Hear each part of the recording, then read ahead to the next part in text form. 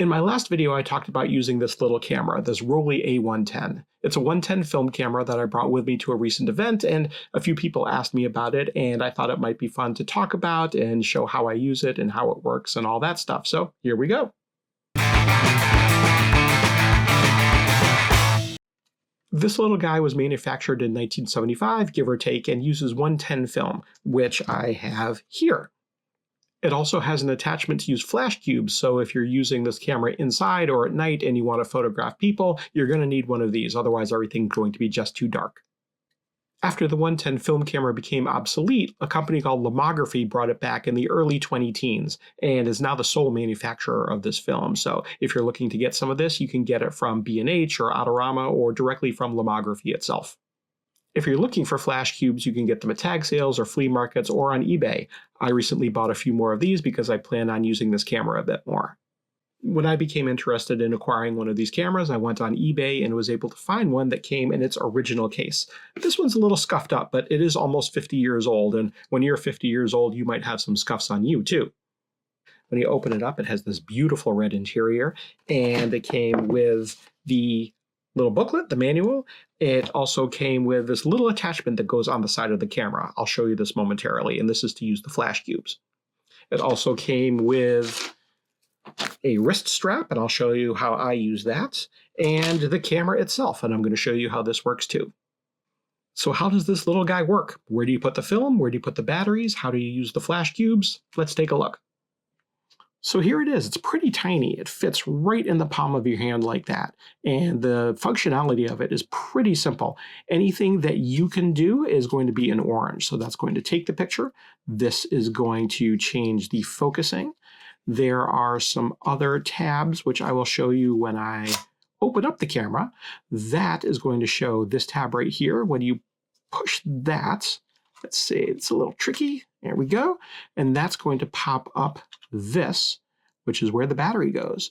This battery, you can get it at B&H, you can get it at Autorama. I don't know if they sell this at the corner drugstore, so you might have to hunt a little bit for it. So that slides right back into there, like so.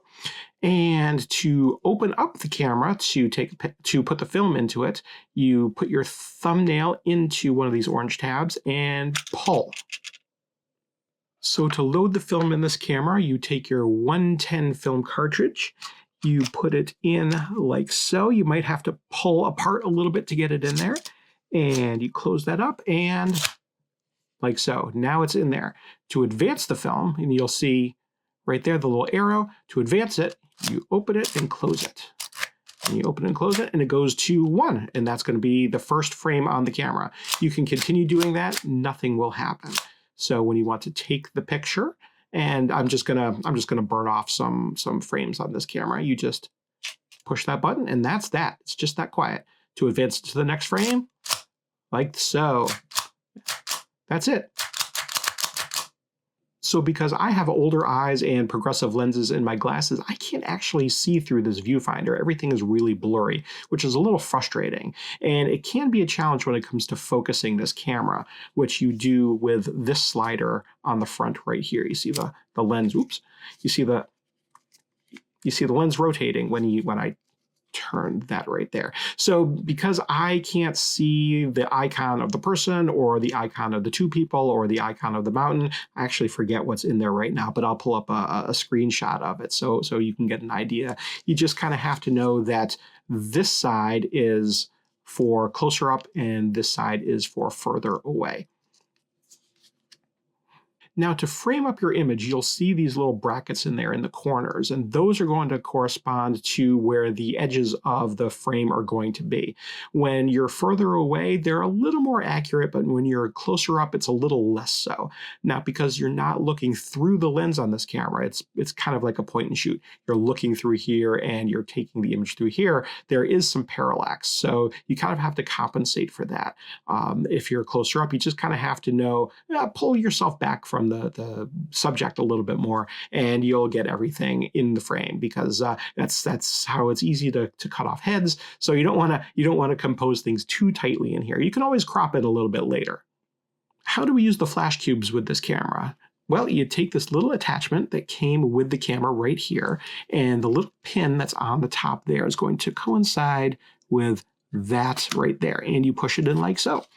And now you have a door in which to put your flash cube. So you take that and you just take your flash cube and pop it in there like so, and you're ready to go. You pull it open and you're ready to take the next picture. So what does it look like when you do this? Well, I'm going to burn off a flash cube here just to show you. Careful now. So when you've used up that face of the flash cube, you go like that, you advance the camera to the next frame, and you take the flash cube and you manually rotate it to the next face. And as you can see, that's what a used flash cube looks like, and that's what a fresh flash cube looks like. When you've used up all 4 faces of the flash cube, you pop it off and you put a new one on. When you're done using the flash cubes at all, you close that up, you push that button, and you take that right off. The camera came with this wrist strap, and it connects to the camera right here by screwing into the bottom. And the way I use this is I take the cord and I snake it through this end of the strap, and I just put it around my wrist and cinch it like that. So that way, if you're walking around and you accidentally open your hand or something knocks into you, it's not going to fall on the ground and smash. So I found this to be a good way to walk around with it, even with the flash cube connected. I thought it might be interesting to compare the difference in different film sizes. So this is 110 film right here. This is 35mm film, and this is 120 film. When most people think of film photography, they're probably thinking of 35mm film right here. It is the most popular. It is very versatile. It's relatively affordable. 120 film it's also not completely unaffordable. It tends to be a little more expensive than 35mm film, and because you can get fewer shots per roll of film on it, per image it is a little more expensive right here. And 110 film right here, I'm going to slide this off the edge right there, and it is tiny in comparison. So here it is on top of the 35mm film, and here it is on top of the 120 films. One of the things that people tend to not like quite so much about 110 film, although some people see it as an asset because it is the look that the camera gives you, is that the image, because the negative is so small, tends to be kind of grainy when you enlarge it at all. You can get 4x6s out of this pretty easily, and 5x7s, and maybe a grainy 8x10, but there are diminishing returns the bigger you go. When I scan the negatives, there's different ways in which you can process the images to get them to look just the way you want, whether it's truer to the original film stock or something a little more custom. There's also going to be some variation in quality depending on the manufacturer of the film speed that you're using, how you've exposed the film, and how you develop the film. So there's really no one size fits all when it comes to any of these film formats. It's all going to vary depending on different parameters.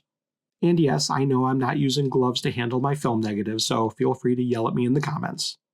Another thing to mention is the green button on top of the camera right here is your exposure indicator.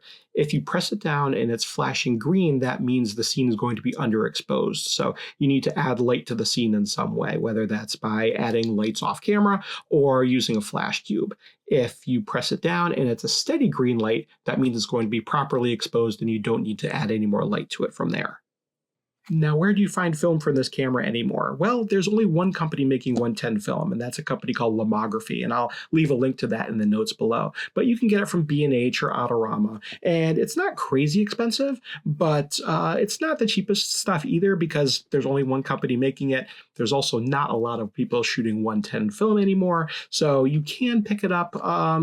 You'll have to check the various websites. There's sales every now and again, and depending on the time of year, Black Friday, the holidays, things like that. So I recently bought these 3 rolls of film in addition to some flash cubes off of eBay because I do plan on using this a bit more. So yeah, you can get the film for this.